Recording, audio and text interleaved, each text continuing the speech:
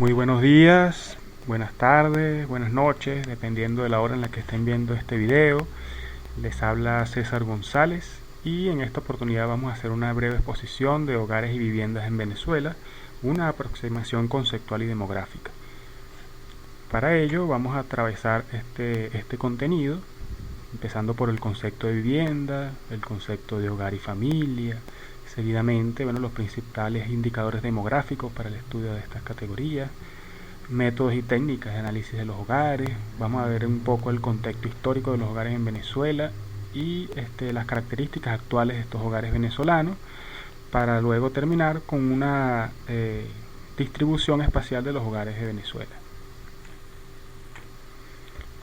Para empezar, podemos considerar desde un punto de vista común que la vivienda consiste en aquellas edificaciones cuya principal función es ofrecer refugio y habitación a las personas, pero también, según Pasca, es el lugar donde se llevan a cabo la gran mayoría de las actividades básicas de la vida diaria, estructuradas para satisfacer las necesidades de las personas. Además, y esto es muy importante, son símbolo de identidad.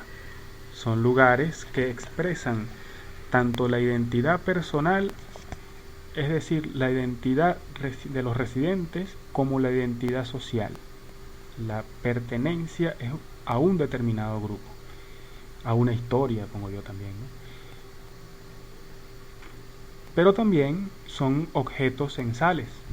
De esta manera, el Instituto Nacional de Estadística define la vivienda como una unidad de observación, lo cual se clasifica en diversas tipologías que permiten determinar aspectos sociodemográficos muy importantes para formular políticas de población. El INE hace esta clasificación que vamos a ver rápidamente por razones de tiempo, pero podemos ver que hay una clasificación por tipo, por el estado físico, por los materiales, la ocupación de la vivienda, si es ocupada o desocupada, su uso, los servicios que dispone y el tiempo, digamos, de existencia de esa infraestructura, de esa vivienda, ¿no? Si es por el tipo, por ejemplo, vamos a ver si es familiar, si es una quinta, es una casa, un apartamento, un edificio, un rancho, una vivienda indígena, si es colectiva, si es un refugio, son cárceles, son instituciones militares, son hospitales, son hoteles, moteles, pensiones, residencias estudiantiles, ¿no? Y así cada uno de estos grandes rasgos va a permitir un detalle, una caracterización detallada de la vivienda a efectos de su clasificación censal. Y la cantidad y calidad de las viviendas es muy importante, ya que de ahí se deriva o condiciona, digamos, la dinámica de los hogares.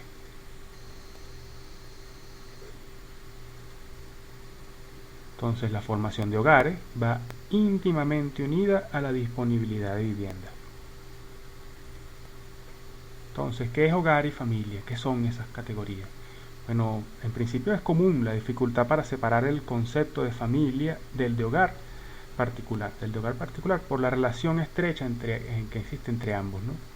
De acuerdo al diccionario plurilingüe de las Naciones Unidas, el hogar se define como una unidad económica y social constituida por el conjunto de individuos que conviven habitualmente bajo el mismo techo y ocupan la misma vivienda.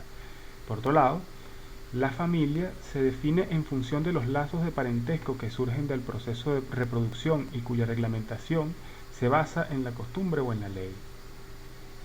El hogar es el conjunto de personas, dice además el INE de España, que residen habitualmente en la misma vivienda familiar y comparten los gastos comunes ocasionados por el uso de la vivienda y o alimentación.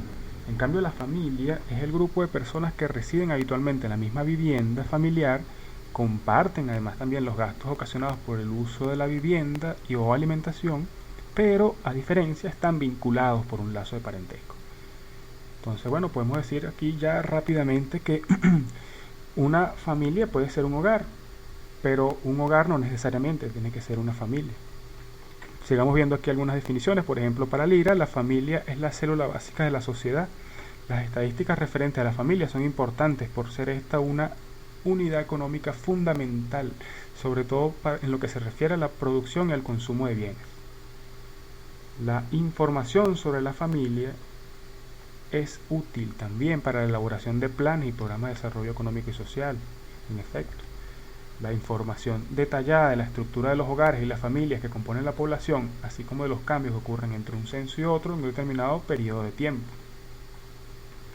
permite esa elaboración de planes, ¿no? Entonces, el elemento básico para definir la familia es el parentesco, ya se origina en los vínculos de sangre, en la adopción o en el matrimonio. En cambio, el criterio básico para definir el hogar es la ocupación de las personas de una vivienda en común, en la que comparten sus alimentos y proveen sus necesidades básicas. Una familia no puede comprender más de un hogar. Dentro de cada hogar, en cambio, pueden haber más de una familia, o una familia junto a una o más personas sin vínculos de parentesco.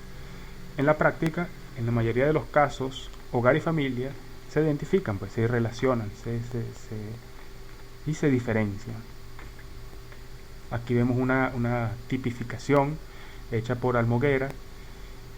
Hay algunas más comunes, otras más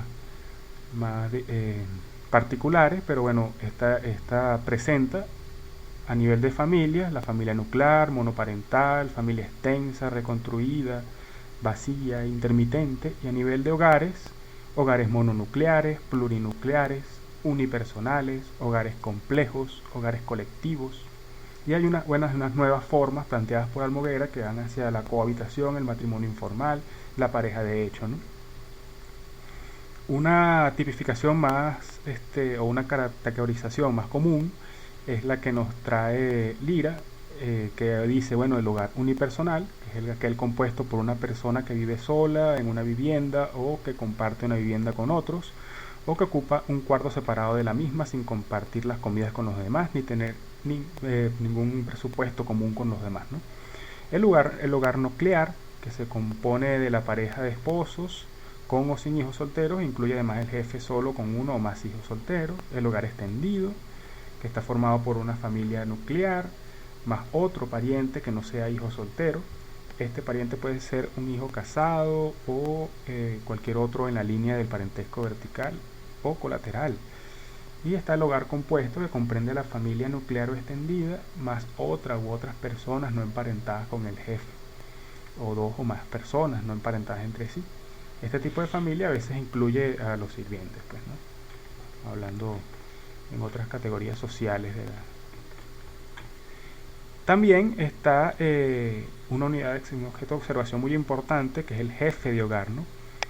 De acuerdo a la definición dada por las Naciones Unidas para fines censales, el jefe de hogar es la persona que en un hogar particular se reconoce como tal por los demás miembros del hogar. Es la persona en quien recae la responsabilidad principal del mantenimiento económico del hogar, aquel que planifica y organiza, digamos, el esfuerzo de cada uno de los miembros de la familia para sostenerse a sí misma, ¿no? Él va planificando, va organizando. Ese se le da entonces el nombre de jefe de hogar. ¿Cuáles son los principales indicadores demográficos o cuáles son los medios por los cuales se diseñan estos indicadores? Los más usados, los más comunes son la tasa de nupcialidad, ¿sí?, donde reposa la formación de las nuevas familias. El divorcio y la nupcialidad modifican o incrementan la necesidad de vivienda, por ejemplo. También tenemos el tamaño medio del hogar, ¿sí? El tamaño medio del hogar, tenemos la tasa de fecundidad, que nos permite, el número de nacimientos va a determinar el tamaño y la composición de los hogares. Tenemos las tasas de jefe de hogar, que nos permite a nosotros saber cuáles son los aspectos de la actividad económica entre edad y sexo del hogar, para conocer digamos, la composición de los jefes de hogar en una vivienda, cuántos son de género masculino, de género femenino, y cómo es la actividad económica dentro del hogar. Es mayor la participación del hombre o de la mujer. También tenemos las tasas de movilidad territorial, ¿sí?, que determinan la movilidad entre residencias, incluso las migraciones internas. Eso nos va a poder determinar a nosotros cómo es la concentración de los hogares en las viviendas en un determinado territorio. Al mismo tiempo también suceden distintos métodos, técnicas de análisis de los hogares, pues, que nos permiten conocer la evolución de los hogares y la familia como eje, como repitamos, eje núcleo de observación, ¿no? Entonces podemos hablar de la prospección de hogares. La prospección de hogares nos permite hacer un cálculo de la población media por hogar. Es parecida a la prospección de población, a las proyecciones de población. Podemos conocer también los métodos para conocer modos de relación y formas de comportamiento. Esto para hacer correlaciones de la edad, el grado de instrucción, la afiliación política, los niveles económicos, las creencias religiosas. Esto, bueno, determina tendencias incluso de matrimonio y por ende evolución de los hogares, ¿no? La economía de la familia, la economía de concentración doméstica, que también nos permite, como decíamos anteriormente, con relación a los jefes de hogar, nos permite entender algunas diferencias salariales entre la pareja y la división del trabajo en el seno del hogar. Muy importante, para a veces eso estima o digamos condiciona la estabilidad familiar. También está el análisis de complejidad de los hogares, que incluye un montón de variables, entre las que podemos destacar algunas relacionadas con el tamaño promedio del hogar, las tasas que mencionamos anterior de jefes del hogar, también lo que tiene que ver con el número de adultos por hogar, el número de personas casadas por hogar, el número de parientes por hogar, y te relaciona todas estas variables y hace análisis más complejos, digamos, y detallados de lo que ocurre en los hogares de un determinado territorio. También están los estudios de etapas del ciclo vital de la familia, ¿sí?, que pasa, según Lira, bueno, por 5 etapas principales, ¿no? La formación de la familia, el primer matrimonio, el comienzo del periodo reproductivo, nacimiento del primer hijo, los términos de periodo reproductivo, el nacimiento del último hijo, luego el nido vacío, cuando los hijos salen del hogar, el matrimonio del último hijo, la disolución de la familia, muerte de un esposo. Eso es un proceso que también, digamos, tiende a ser estudiado, ¿sí? Todo esto, bueno, podría también concebirse dentro de un análisis transversal, cada uno de estos momentos de la investigación. Además, bueno, el objeto de una investigación también va a orientar la configuración de la metodología de estudio de los hogares, ¿no?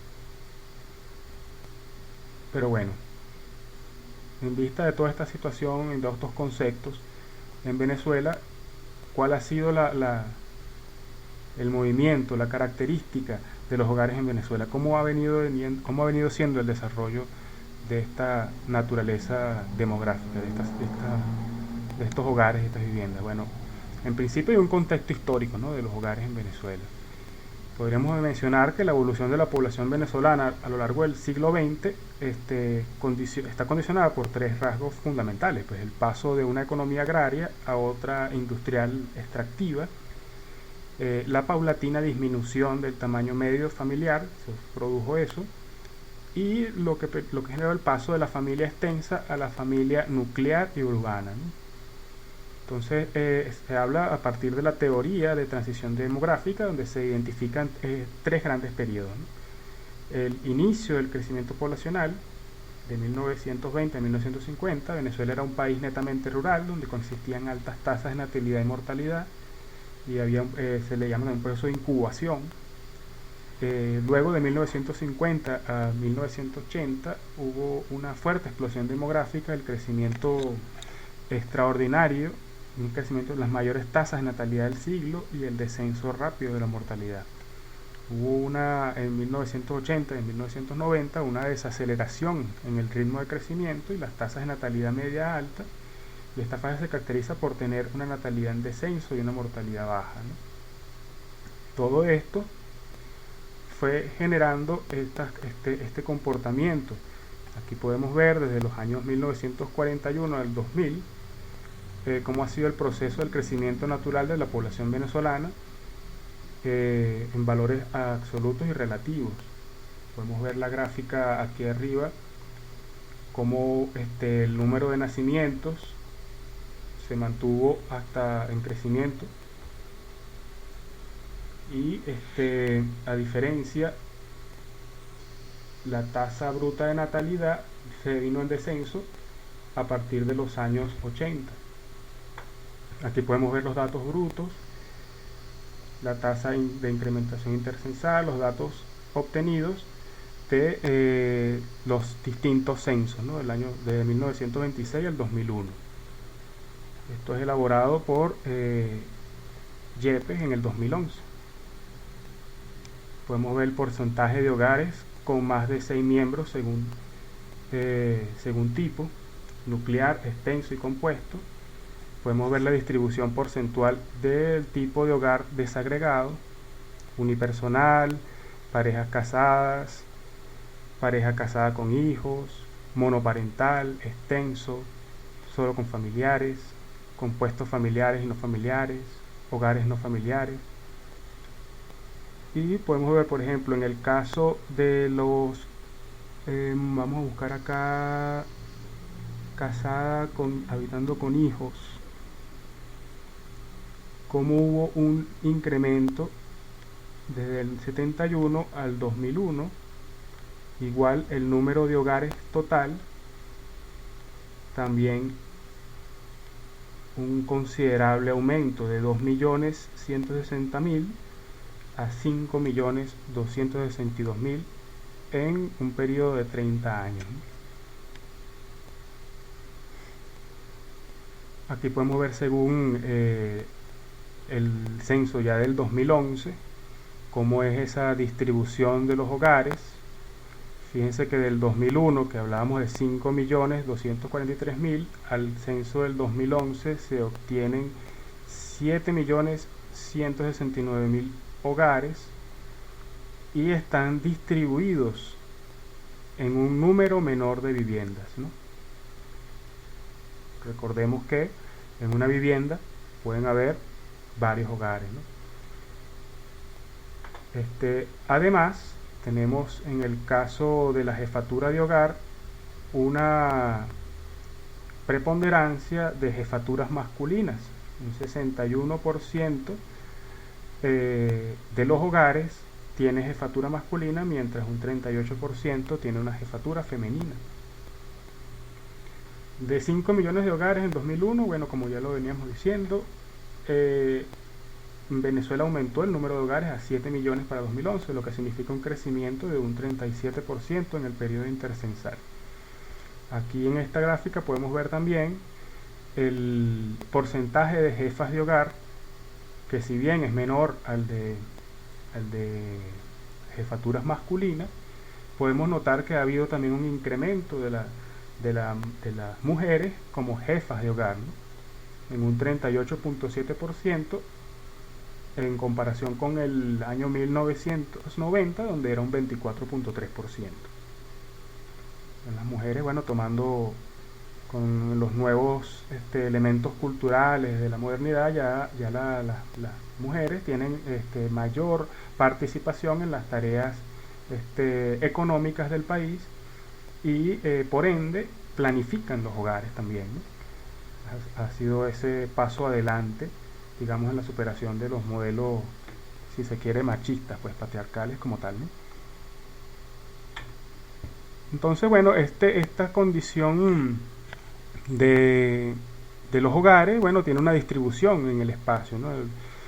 Hay un movimiento territorial, que es fenómeno que necesariamente ha de relacionarse con los movimientos campo-ciudad, como decimos en la lámina anterior, en las láminas anteriores, y la posterior vertebración de la red jerárquica de ciudades también, en la que las áreas metropolitanas fueron las encargadas de acoger a los grandes flujos migratorios, generando una disponibilidad de viviendas y unos mecanismos de relocalización de la población. Entonces podemos ver nosotros, este es el mapa de población hecho con los datos del INE, un mapa coroplético que nos permite ver por intensidad de color dónde está la mayor cantidad de población. y vemos que los estados Zulia y Anzoátegui, estados tradicionalmente petroleros, y los estados con las ciudades más grandes, sea bueno, el Distrito Capital, Miranda, Aragua, Carabobo y Lara, agrupan estos grandes números de la población, ¿no? Y de igual forma, por supuesto, cuando hablamos de los hogares, el comportamiento es aproximadamente igual, ¿no? Y podemos ver aquí también, además de que sea entonces Zulia, Carabobo, Miranda y Caracas los que mayor número de hogares agrupan, podemos ver también cómo está distribuida la jefatura de los hogares, hogares masculinos, hogares femeninos, y podemos ver la preponderancia entre así todos los estados, que las jefaturas masculinas, bueno, son la que mayor proporción tienen, ¿no? De la misma manera, podemos ver el tipo de hogar, siendo que el hogar nuclear es el que mayor proporción tiene a nivel nacional, ¿no?